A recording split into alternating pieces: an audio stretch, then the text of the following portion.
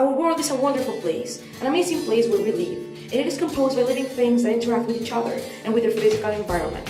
But how do we know that? How have we discovered this? The answer is just amazing as a question, and it is science, an organized way of gathering and analyzing evidence about the natural world. Its main goal is to give natural explanations to those events and mysteries around us, and that involves the planet with all of its wonders. Scientists perform the scientific method to give those explanations. But what does it consist in? The scientific method starts with observation, the act of noticing and describing events or processes in a careful way. And then, after they've already observed the phenomena, they're able to make their inferences and hypotheses. But they are not the same, you know? An inference is a logical interpretation based on what scientists already know, while a hypothesis is a scientific explanation for a set of observations that can be tested in ways to support or reject it. Then, they need to test their hypothesis, so they design controlled experiments. It means that experiments have variables that may be changed in order to understand what happens if it does. There are two types of variables: independent, which is manipulated by the scientist, and dependent, which changes because of the change of the other.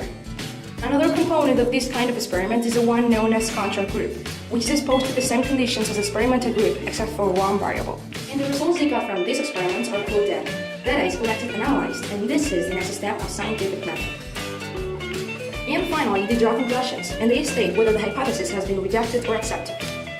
Scientists that perform these experiments must have certain attitudes, which are curiosity, which leads them to know questions; skepticism, because they refuse to accept explanations without evidence; open-mindedness, because they are willing to accept different ideas that may not agree with their hypothesis; and creativity, because they need to think creatively to design experiments that yield accurate data. Now, scientists need to share the results of their investigations so that other scientists can use them as a reference for their own investigations. But they cannot do it by themselves, because they may commit mistakes that would cause the other scientists to get confused. That is why peer review is so important. Peer review allows researchers to share ideas and to test and evaluate each other's work. When they share their ideas, they may also share sets of hypotheses that are tied together by theories. A theory in science refers to a well-tested explanation that identifies a broad range of observations and hypotheses. All of these studies, shared by scientists, serve as a feeding for science, and they are closely related with society because society is the one who states the needs and the wishes that may be satisfied by the improvements in science. When science is applied in society, it can be affected by bias, which is a particular preference or point of view that is personal, rather than scientific. Well, now I want to share you an example of the knowledges that science has provided to us. Biology, which is the study of life, that is, living things. Thanks to science improvements, we're able to know some of the characteristics that living things have, such as the fact that they are made up of cells, they are based on a universal genetic code or DNA, they obtain and use energy and material, they grow and develop, reproduce, respond to their environment, and change over time.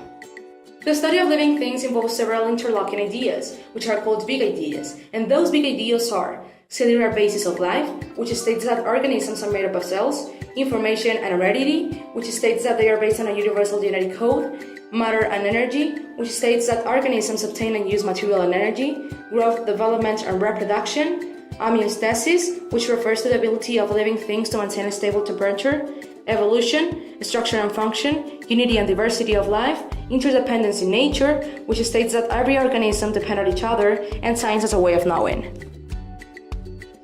Biology also includes many overlapping fields that use different tools to study life from the level of molecules to the entire planet. Some of these fields are global ecology. Well, global ecological studies, aided by satellite technology and supercomputers, are enabling us to learn about our global impact, which affects all life on Earth. We also have biotechnology.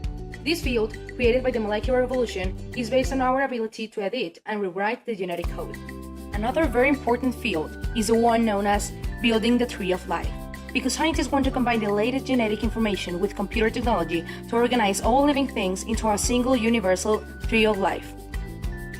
Another field is ecology and evolution of infectious diseases. And there's also genomics and molecular biology. These fields focus on the studies of DNA and other molecules inside cells. To sum up, science is so important because it makes us understand some things of our world, so that we can realize how wonderful it is.